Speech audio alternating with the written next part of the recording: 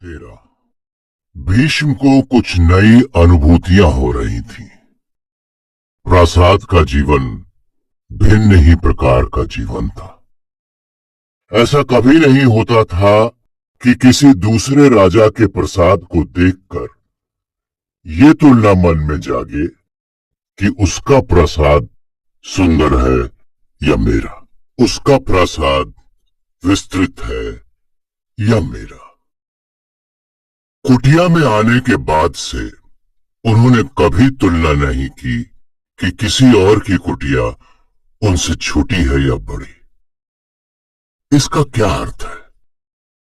क्या सचमुच भौतिक सुख सुविधाओं में कोई अंतर नहीं है? सारा प्रपंच मन का ही है। मन मान जाए कि बड़ा वो है जो सबसे अधिक अर्जित करता है, तो दूसरों को वंचित करके भी वो तुष्ट होता है। उसे तनिक भी पीड़ा नहीं होती कि उसके ग्रहण के लिए कितने लोगों को त्याग करना पड़ा। और मन ये मान ले कि जो सबसे अधिक त्याग करे वही सबसे बड़ा है, तो सब कुछ छोड़ छाड़ कर भी वही अपने को श्रेष्ठ, उत्तम और महान मानता है। मुख्य तो अहंकार है।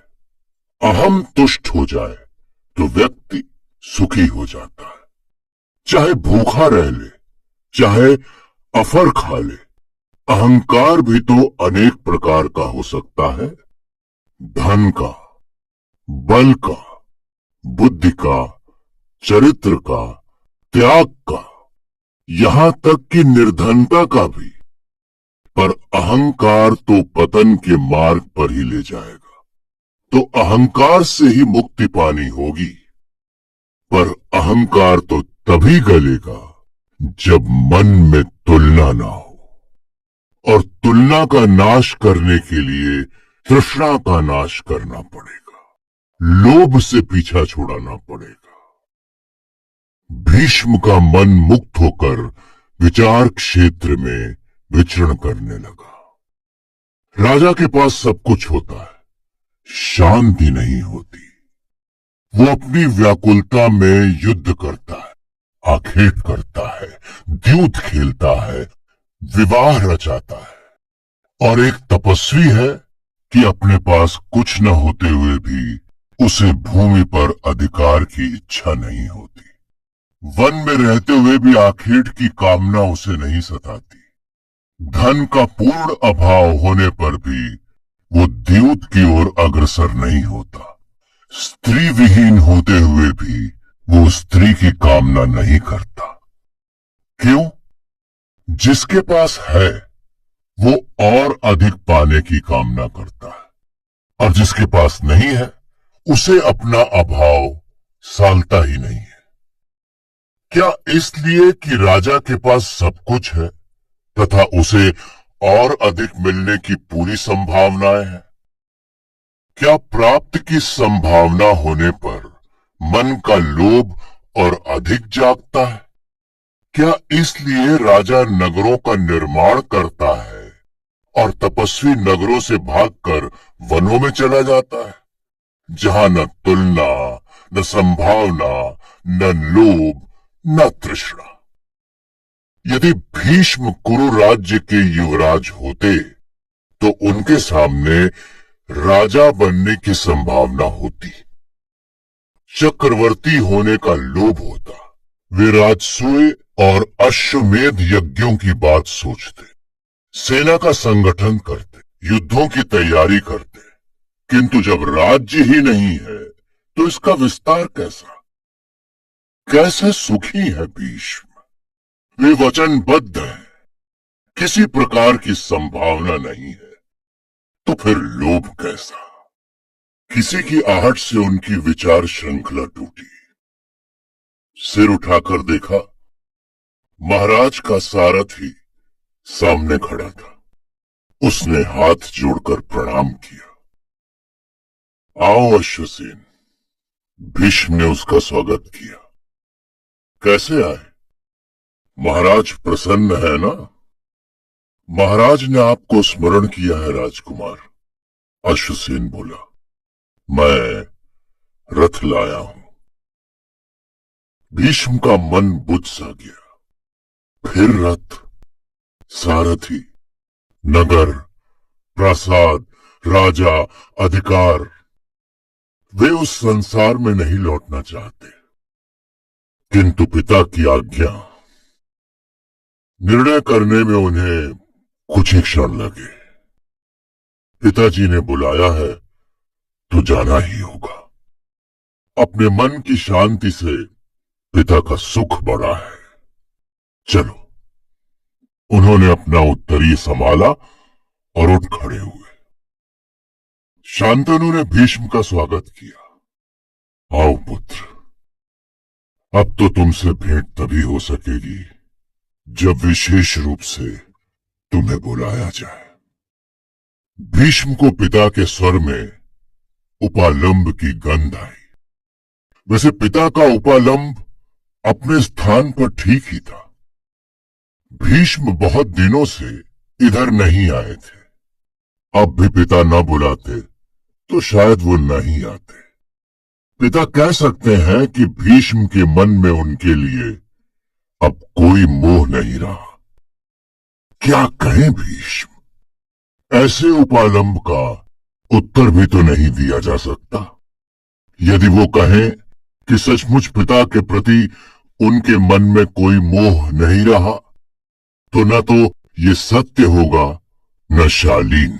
यदि पिता की हल्की सी पीड़ा भी बहुत गहरे जाकर चुभती है और वे पिता को उस पीड़ा से बचाने के लिए कुछ भी कर सकते हैं, तो पिता पुनः पूछेंगे कि ऐसी स्थिति में वो उनसे मिलने क्यों नहीं आते, उनसे दूर क्यों भागते हैं। तो क्या वो पिता को सच बता पाएंगे? क्या पिता नहीं जानते कि माता सत्यवती के निकट जाते ही भीष्म को आभास होने लगता है कि उन्हें वहां पसंद नहीं किया जाता और भीष्म को अपनी अवज्ञा अच्छी नहीं लगती? क्या भीष्म पिता को बता पाएंगे कि वो उनके और माता सत्यवती के बीच नहीं आना चाहते?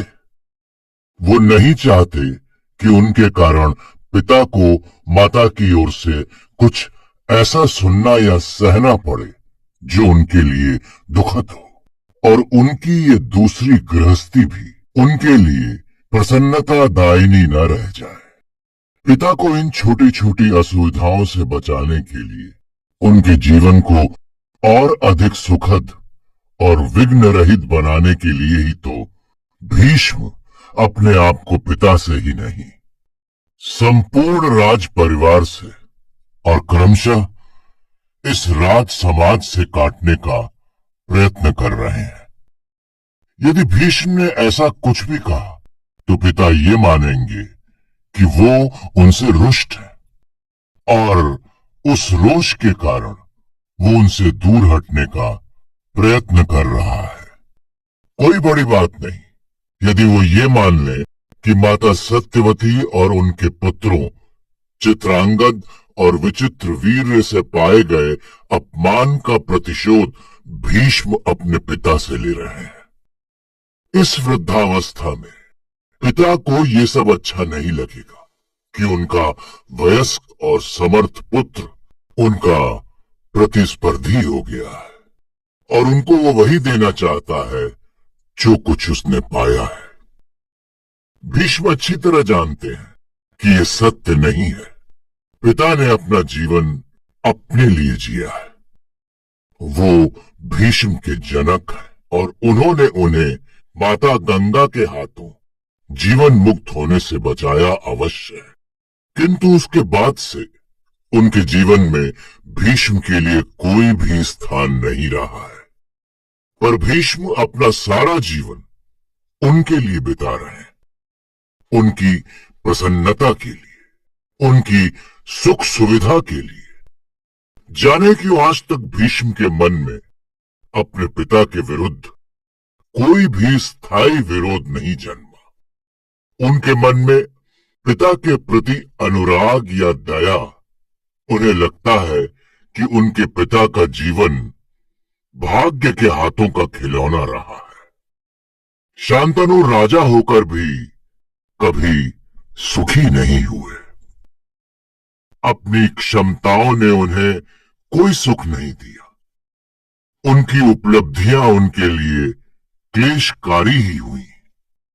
इस युद्ध अवस्था में सत्यवती जैसी असाधारण सुंदरी को पत्नी के रूप में पाकर भी उससे जो सुख उन्हें मिला है वो इस विवाह से प्राप्त असुविधाओं और झंझटों के सामने बहुत छोटा है। उन्हें इस वार्धक्य में दो दो पुत्र मिले, पर वे पुत्र उनके लिए चिंता के ही विषय हो गए हैं, हर्ष और उल्लास के नहीं। मैंने सोचा आप अपने राजकाज में व्यस्त होंगे। अंततः में भीष्म बोले, मेरी मनस्थिति भी इधर कुछ बदली है। मुझे एकांत कुछ अधिक ही प्रिय लगने लगा है। तपस्वियों, मुनियों और मनीषियों से वार्तालाप अधिक सुखद लगता है। मुझे कुछ ऐसी सूचनाएं मिली हैं पुत्र। शांतनु बोले, इनसे मुझे प्रसन्नता भी होनी चाहिए थी। भीष्म ने पिता की ओर देखा। क्या कहना चाह रहे हैं पिता? उन्हें क्यों प्रसन्नता होनी चाहिए थी? पहली बात तो यह है कि तुमने मेरी इच्छा के अनुकूल मेरे विवाह में सहयोग ही नहीं किया। नई गृहस्थी थी और स्वयं मेरे मार्ग में से कुछ इस प्रकार से हट गए कि न मेरे मन में तुम्हें लेकर कोई दायित्व जागे, न अपराध बोध। दूसरे, तुम अपने आध्यात्मिक उत्थान की ओर बढ़ रहे हो, अधिक समर्थ बन रहे हो। कैसे पिताजी? भीष्म पूछे बिना नहीं रह सके। ग्रहण से त्याग बड़ा होता है पुत्र। शांतनु बोले, ग्रहण करने वाले से त्याग करने वाला अधिक समर्थ है। इस स्वयं में तुम सेनाएं लेकर दिग्विजय कर रहे होते तो भी तुम समर्थ माने जाते, किंतु तुम अपनी शूरवीरता, अपने शस्त्र ज्ञान और अपने युद्ध कौशल को पूर्णतः विस्मृत कर, अपने समस्त रजस तत्वों का दमन कर, अपने जिस व्यक्तित्व का विकास तुम कर रहे हो वो अधिक समर्थ व्यक्ति का रूप है। पर पुत्र, शांतनु रुक गए। भीष्म उन्हें देखते रहे। क्या है पिता के मन में? पता नहीं पिता के मन में भाव स्पष्ट नहीं था या वो उपयुक्त शब्दों की प्रतीक्षा में थे। मैंने तुमसे कहा था कि अकेले पुत्र का पिता निसंतान व्यक्ति से भी अधिक दुखी होता है।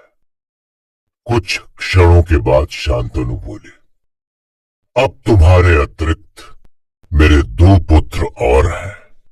यदि सच सच कहूं तो अब मैं अनुभव कर रहा हूं कि तुम अकेले थे तो मैं न केवल पुत्रवान था वरन 100 पुत्रों वाले पिता के समान पुत्रवान था।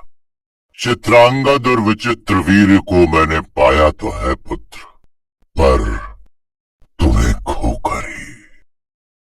ऐसा क्यों कहते हैं पिताजी? भीष्म बोले, मैं जीवित हूं, आपके पास हूं, आप आदेश करें। नहीं, तुम्हें आदेश नहीं दूंगा। शांतनु बोले, मैं स्वीकार करता हूं कि तुम्हारे और मेरे बीच चित्रांगद और विचित्र वीर खड़े हैं। मैं तुम तक पहुंचना चाहूं तो मुझे उन दोनों को बीच में से हटाना होगा। नहीं पिताजी, उसकी कोई आवश्यकता नहीं है। वो मुझ पर छोड़ दो। शांतनु बोले, मैं तो ये कह रहा हूं कि तुम्हारे बदले मैंने 2 पुत्र पाए हैं और वे दोनों पुत्र ऐसे हैं कि जिन्हें पाकर पिता निसंतान हो जाता है। भीष्म कुछ बोले नहीं, चुपचाप पिता की ओर देखते रहे। तुमने भी सुना होगा। शांतनु पुनः बोले, चित्रांगद अत्यंत उद्दंड और क्रोधी किशोर के रूप में प्रसिद्धि पा रहा है। किसी का भी अपमान कर देना या किसी को भी पीड़ित या प्रताड़ित करना उसके लिए सहज सामान्य है। अभी 14 वर्ष का हुआ है और धनुष बाण हाथ में लिए युद्ध आवाहन उच्चरित करता फिरता है। तुम योद्धा हो पुत्र, किंतु तुमने लोगों को युद्ध के लिए उकसाया नहीं। तुम युद्ध प्रिय नहीं थे। वो योद्धा भी नहीं है और युद्ध नहीं, क्रूरता और हिंसा उसका व्यवसाय हो गया है। मैं अनवरत रूप से इस आशंका के दंश को अपने हृदय में अनुभव कर रहा हूं कि किसी दिन वो द्वंद्व युद्ध में मारा जाएगा। भीष्म का मन उमड़ आया कि पिता को सांत्वना दें। भला पुत्र की मृत्यु की आशंका से भयभीत और दुखी पिता से बढ़कर भी कोई पीड़ित हो सकता है? किंतु वे रुक गए, कुछ सोचते रहे और फिर बोले, पिताजी, माता सत्यवती के साथ विवाह से पूर्व आप इसी तरह की आशंका मेरे लिए पाल रहे थे। ऐसा क्यों है कि हस्तिनापुर के कुरु सम्राट चक्रवर्ती राजा शांतनु सदा अपने पुत्रों की भावी मृत्यु की आशंका से पीड़ित रहते हैं? कहीं ऐसा न हो कि आप इन्हीं आशंकाओं को मानसिक रोग बना लें। शांतनु कुछ संकुचित हुए, पर फिर सायास मुस्कुराए। ऐसा नहीं है पुत्र, आज मुझे सच बोलने दो। तुम्हारे विषय में मेरी आशंका वास्तविक नहीं थी। उसका प्रयोजन मात्र इतना था कि मुझे सत्यवती से विवाह करने का एक व्यावहारिक आधार मिल सके। किंतु चित्रांगद के विषय में ये पूर्णतः सत्य है। जिस प्रकार वो अपनी क्षमता और दूसरे की शक्ति का मूल्यांकन किए बिना जिस तिस से उलझता फिरता है, उसका परिणाम कभी भी शुभ नहीं हो सकता। वो किसी भी दिन ऐसा नहीं होगा पिताजी। भीष्म बीच में बोले, और यदि ऐसा होगा भी तो क्षत्रियों के लिए वीर गति पाना सौभाग्य का लक्षण माना गया है। ये वीर गति नहीं होगी। शांतनु दुखी स्वर में बोले, न्याय के पक्ष में अत्याचार का दमन करते हुए युद्ध में वीर गति पाना गौरव का ही लक्षण है, किंतु व्यर्थ रक्तपात करते हुए अपने अपराधों के दंड स्वरूप प्राण गंवाना दस्यु की मृत्यु है। मुझे इसी का भय है भीष्म। शांतनु रुके नहीं। और दूसरा है विचित्र वीर्य। वो 12 वर्ष का हुआ है और कामुकता की ओर उसके चरण जिस गति से बढ़ रहे हैं वो भयंकर है। आप उन्हें रोकते क्यों नहीं? रोक नहीं सकता पुत्र। भीष्म ने चकित दृष्टि से पिता की ओर देखा। उन्हें रोकने का मुझे अधिकार नहीं है। क्यों? भीष्म के स्वर में हल्का सा आवेश था। पर क्यों? शांतनु असहाय भाव से हंसे। ये भी मेरे साथ नियति का परिहास है पुत्र। गंगा के पुत्र भी गंगा के ही रहे, सिवाय तुम्हारे उनमें से कोई भी शांतनु का पुत्र न हो पाया। वही स्थिति अब सत्यवती के पुत्रों की है। वे सत्यवती के ही पुत्र हैं, शांतनु के नहीं। उनके प्रति शांतनु के सैकड़ों दायित्व और कर्तव्य है, पर उसे अधिकार एक का भी नहीं है। आप क्या कह रहे हैं पिताजी? ये सब भीष्म के लिए इतना आकस्मिक था कि वो समझ ही नहीं पा रहे थे कि वो क्या कहे। यही सत्य है पुत्र, शांतनु बोले। मैं उन दोनों में से किसी को भी अनुशासित करने का प्रयत्न करूं तो सत्यवती उनके आड़े आ जाती है। वो तुरंत मुझे समझाने लगती है कि वे राजकुमार हैं। उनका इस प्रकार दमन नहीं किया जाना चाहिए। इस प्रकार उनका तेज नष्ट हो जाएगा। चित्रांगद को कुछ कहूं तो वो मुझे समझाने लगती है कि वो युवराज है। युवराज का अहंकार तो पुष्ट होना ही चाहिए। उनके मन में ये दृढ़बद्ध धारणा होनी चाहिए कि वे अन्य मनुष्यों से श्रेष्ठ है। उसको अधिकार है कि वो किसी को भी दंडित करे, अपमानित करे। मैं यदि उसे समझाऊं कि राजकुमार या युवराज की भी कोई मर्यादा होती है, तो वो इस प्रकार तड़पने लगती है जैसे मैं चित्रांगद का युवराजत्व छीन रहा हूं। उनको आप पर विश्वास नहीं है? तनिक भी नहीं। उसे यह कहने में भी संकोच नहीं है कि वो मेरे किसी वचन का विश्वास नहीं करती। मैं आश्वासन के रूप में समझाने के लिए जो कुछ कहता हूं, उसे वो मेरा पाखंड मानती है। इसलिए मैं जितना ही अपना स्नेह जताता हूं, जितना ही अधिक उसे विश्वास दिलाता हूं, वो उतनी ही प्रचंड हो जाती है। शांतनु अत्यंत हताश स्वर में बोले। उस समय वो जो कुछ मेरे विषय में कहती है, वो यदि कोई सुन ले तो वो सहज रूप में यही विश्वास करेगा कि मुझ जैसा कोई पापी नहीं है और उस जैसी दुखनी नारी इस सारी सृष्टि में नहीं है। शांतनु जितना खुलते जा रहे थे, भीष्म का असमंजस उतना ही बढ़ता जा रहा था। कहां वो समझते थे कि उनके पिता सरीखा कोई सुखी नहीं है, और कहां पिता तो मानव हृदय में ज्वालामुखी छिपाए फिर रहे थे। उनके लिए भी अब ये सब असह्य हो गया था। तभी तो वो पुत्र के सम्मुख इस प्रकार खुले पड़े थे। क्या उन्हें कुछ भी समझाया नहीं जा सकता? अंततः भीष्म ने पूछा। मैं जितना अधिक समझाने का प्रयत्न करता हूं, वो मुझसे उतनी ही रुष्ट होती जाती है।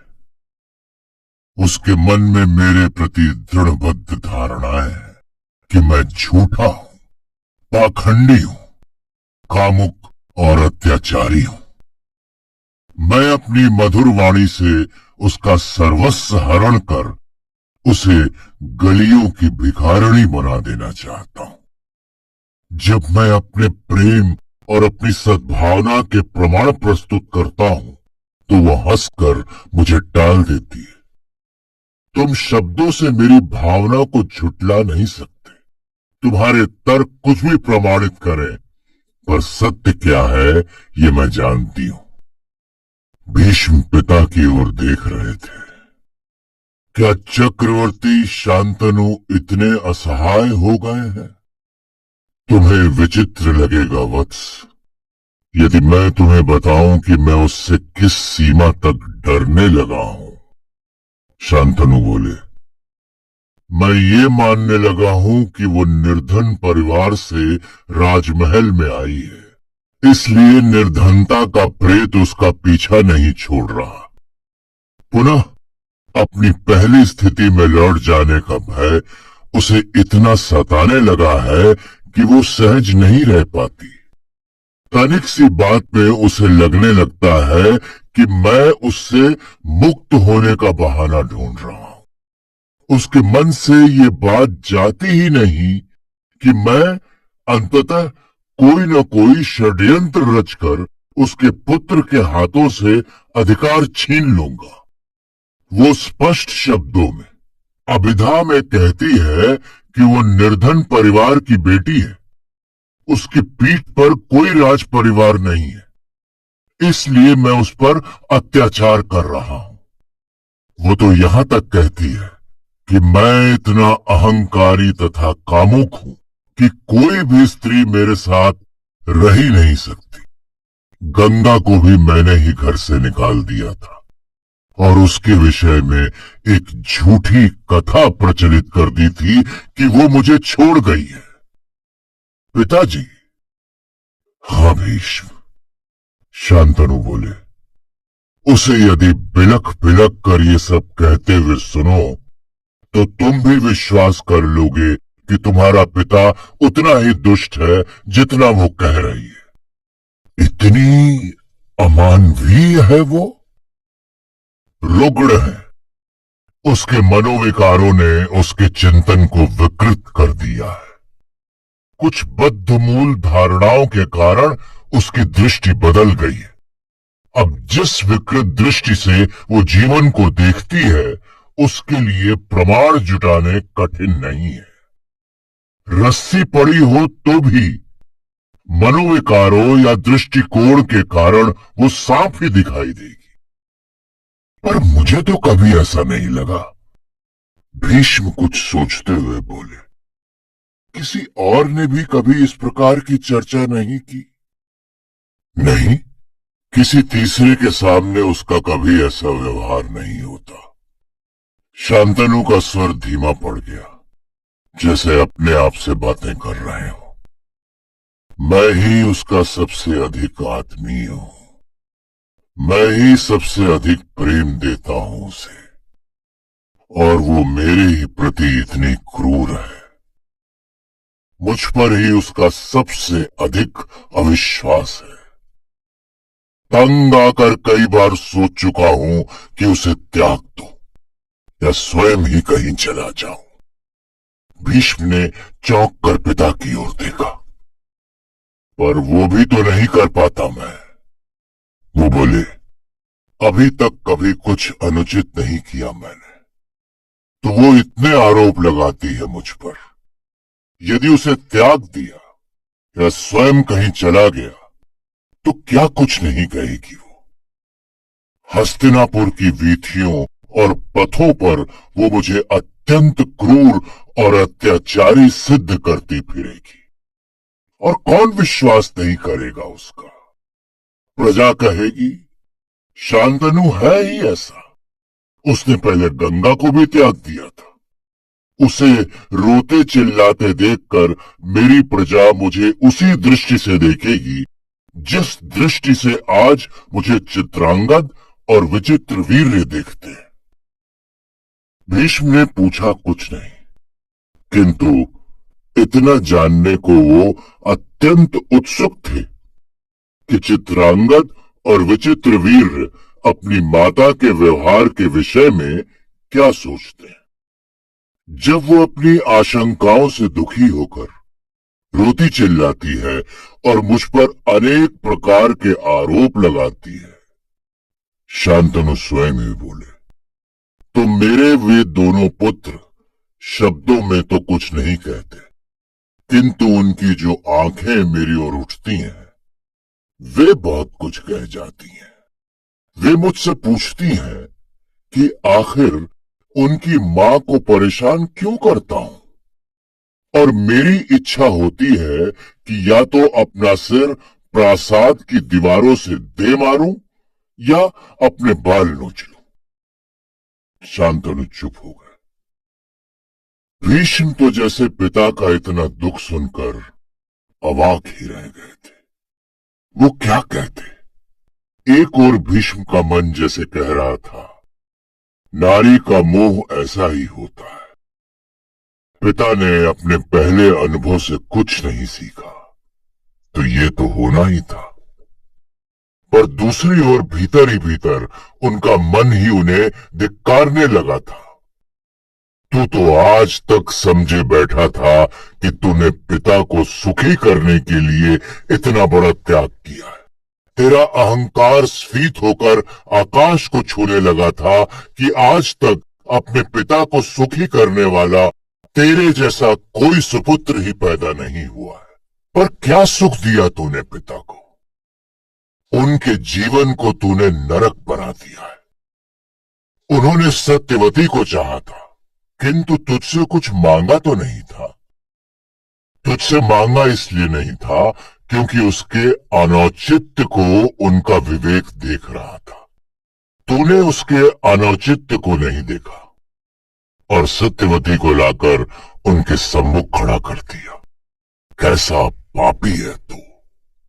आप अपने अपयश के भय से इस यातना को कब तक ढोएंगे पिताजी? भीष्म को यह कहने के लिए भी प्रयत्न करना पड़ा। अपयश की ही बात होती तो शायद मैं किसी और ढंग से सोचता। शांतनु बोले, वस्तुतः सत्यवती से अलग होकर शायद मैं तो मुक्त हो जाऊंगा, किंतु वैसी स्थिति में चित्रांगद और विचित्रवीर पूर्णतः उसके अधिकार में होंगे। उनके विषय में सारे निर्णय वो करेगी। वो पूर्णतः उसके संरक्षण में होंगे। उसकी इच्छा के अनुसार उन्हें जीवन व्यतीत करना होगा। और जैसे भी हैं, वे मेरे पुत्र हैं वत्स। शांतनु की आंखें भीग आईं। मैं उन्हें पूर्णतः उस स्त्री के भरोसे कैसे छोड़ दूं, जो इतने मनोविकारों से ग्रस्त है। वो उनका भी जीवन नरक बना सकती है और अपने असंतुलित क्षणों में उनके लिए वही निर्णय ले सकती है जो गंगा ने अपने पुत्रों के विषय में लिया था। उन्होंने रुककर भीष्म की ओर देखा। और भी एक बात है भीष्म। क्या पिताजी? वो स्वस्थ होती, ठीक ढंग से सोच समझ सकती और उसका व्यवहार दूषित होता तो कदाचित मैं कब से उसका त्याग कर चुका होता। पर वो रुग्ण है। उसकी चिंतन प्रक्रिया विकृत है। वो ठीक से सोच नहीं पाती है।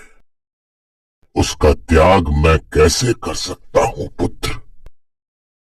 रोगी की सेवा की जाती है, उसे त्यागा नहीं जाता। उसे त्याग देने पर उसे जो शारीरिक और मानसिक कष्ट होगा, उसके लिए मैं स्वयं को कैसे क्षमा कर पाऊंगा? तो मुक्ति का कोई मार्ग नहीं है पिताजी। नहीं, कोई मार्ग नहीं है। शांतनु बोले, प्रकृति सर्वोच्च न्यायाधीश है और न्याय करने वाला कठोर भी होता है वत्स। प्रत्येक व्यक्ति अपने पाप को भोगता ही है। मैं भी अपने पाप को ही भोग रहा हूं। भीष्म के मन में फिर वैसी ही टीस उठी जैसे सत्यवती को देखकर, लौटे हुए पीड़ित पिता को देखकर उनके मन में उठी थी। उनका मन तड़प उठा। क्या करें भीष्म? उन्होंने पिता के सुख के लिए सब कुछ त्यागा था। पिता सुखी रहे इसलिए उन्होंने स्वयं को पिता से दूर कर लिया था। और पिता ये सब भोगते रहे। क्या मैं कुछ भी नहीं कर सकता पिताजी? क्यों नहीं कर सकते? शांतनु के स्वर में कुछ उत्साह जागा। तुम कुछ करो, इसके लिए ही तो तुम्हें बुलाया है। आदेश दें पिताजी। पितृवत प्रजा का पालन करने के लिए कुछ उदार होना पड़ता है पुत्र। उसके सुख दुख में उसके साथ चलना पड़ता है। समृद्धि के समय उससे कर उगाहा जाता है तो विपत्ति के समय उस पर व्यय भी किया जाता है। वैसे भी राजा का धन अपने भोग के लिए कम, प्रजा के सुख के लिए अधिक होता है पुत्र। भीष्म कुछ नहीं बोले। वे इस भूमिका के पश्चात आने वाले मुख्य वक्तव्य को सुनने को उत्सुक थे। भीष्म, सत्यवती को मेरी उदारता प्रिय नहीं है। शांतनु बोले, प्रजा के लिए व्यय करने का मेरा प्रत्येक प्रस्ताव उसको पीड़ित करने लगता है। वो ये मान लेती है कि हस्तिनापुर के राजकोष में जो कुछ है वो उसके पुत्रों की संपत्ति है यदि उस संपत्ति से मैं उनके लिए प्रासाद बनवाता हूं, दास दासियों का क्रय करता हूं, भोजों का आयोजन करता हूं, मणि माणिक्य खरीदता हूं, सत्यवती और उसके पुत्रों के लिए भोग विलास की सामग्री उपलब्ध कराता हूं, तो उसके दृष्टि से मैं उचित ही करता हूं। मुझे यही करना चाहिए। ये मेरा दायित्व ही नहीं, धर्म भी है। किंतु यदि मैं प्रजा के सुख के लिए एक छोटी सी राशि भी व्यय करता हूं, तो वो ये सोचकर अत्यंत व्याकुल हो जाती है कि मैं उसके पुत्रों की संपत्ति का अपव्यय ही नहीं कर रहा, जानबूझकर उसके पुत्रों के मार्ग में कंटक बोने का षड्यंत्र कर रहा हूं। वो मान लेती है कि मैं अपने जीवन में सारा राजकोष लुटा दूंगा और जब मैं मरूंगा तो उसके और उसके पुत्रों के लिए कुछ भी बचा नहीं रहेगा और वे कंगालों की भांति विथियों और पथों पर मारे मारे फिरेंगे या उसके अपने संबंधियों के सामने गंगा के किसी घाट पर मछलियां पकड़ पकड़ कर अपना जीवन यापन करेंगे। इस कल्पना को वो इतना घनीभूत कर लेती है कि वो उसके लिए जीवन का सबसे बड़ा सत्य हो जाता है और वो उस संभावित काल्पनिक स्थिति से बचने के लिए वर्तमान में मुझसे वास्तविक युद्ध छेड़ देती है। क्या? भीष्म के मुख से अनायास ही निकल गया। हाँ पुत्र, शांतनु बोले। ये मेरे निजी जीवन के कुछ ऐसे प्रसंग हैं जिनका मैं किसी के सामने चर्चा भी नहीं कर सकता, किसी से बांटकर अपना बोझ हल्का नहीं कर सकता। अपनी और अपने वंश की अपयश से रक्षा करने के लिए मैं प्रत्येक क्षण उससे डरता रहता हूं। चक्रवर्ती शांतनु अपनी पत्नी के भय से पीला पड़ जाता है कि कहीं वो अपने कुल में चली आई पूज्य पूजन की परंपरा को खंडित न कर दे, कहीं वो किसी आदरणीय का अपमान न कर दे, कहीं वो अपने सार्वजनिक प्रलाप से इस भरत वंश की कीर्ति को कलुषित न कर दे। भीष्म चुपचाप अपने पिता की ओर देखते रहे। इस भरत वंश का भविष्य मुझे बहुत उज्जवल नहीं दिखता वत्स। मैं जीवित रहते अपनी प्रजा का समुचित पालन नहीं कर सकता और मेरे पश्चात चित्रांगद दुर्विचित्र वीर अपनी इस मां की सहायता से हस्तिनापुर को नाश के मार्ग पर ही ले जाएंगे, स्वयं भी नष्ट हो जाएंगे और प्रजा का भी विनाश करेंगे। भीष्म के मन में उत्सुकता फन काढ़ कर खड़ी हो गई। क्या चाहते हैं पिता? इस पूर्व पीठिका का उत्तरखंड? इस राज्य को नष्ट होने से बचाने के लिए, भरत वंश की ख्याति की रक्षा के लिए हमें कुछ करना होगा पुत्र, शांतनु बोले।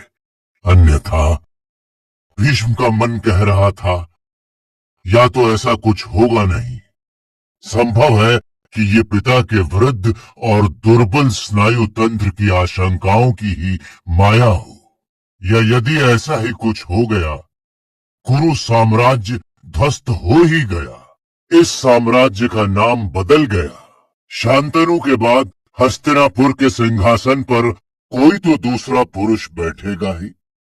यदि वो पुरुष कुरुकुल का अंश न हुआ तो क्या अंतर आ जाएगा? धरती तो यही रहेगी, प्रजा भी यही रहेगी, ईश्वर की सृष्टि में क्या परिवर्तन हो जाए? पर ये सब वो अपने पिता से नहीं कह सकते थे। पिता राजा थे और राजाओं के समान सोचते थे। भीष्म के समान तटस्थ होकर वो अपने राज्य के विषय में कैसे सोचते? आपकी क्या इच्छा है पिताजी? पुत्र, इच्छा होते हुए भी मैं तुम्हें युवराज नहीं बना सकता, ये जानते हुए भी कि कुरु साम्राज्य की रक्षा करने उसे शक्तिशाली और समृद्ध बनाने, भरत वंश की कीर्ति को बढ़ाने में एकमात्र तुम ही समर्थ हो। मैं राज्य तुम्हें नहीं सौंप सकता। मुझे कुरु साम्राज्य नहीं चाहिए पिताजी, मुझे राज्य नहीं चाहिए। जानता हूं पुत्र, तुम्हें कुछ नहीं चाहिए, शांतनु बोले, पर यह भी तो जानता हूं कि आज कुरुवंश और कुरु साम्राज्य को तुम्हारी आवश्यकता है। उन्होंने अपनी दृष्टि को पूरी तन्मयता से भीष्म के चेहरे पर टिका दिया।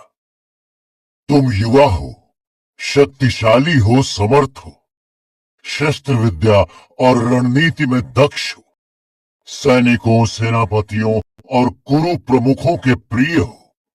तुम बलात् ये राज्य हस्तगत कर लो पुत्र। पिताजी, प्रस्ताव की अप्रत्याशितता से जैसे भीष्म बौखला उठे। आप क्या कह रहे हैं पिताजी? ये संभव नहीं है। तो कुरु साम्राज्य का अक्षुण्ण रहना भी संभव नहीं है। भीष्म कुछ शांत हुए।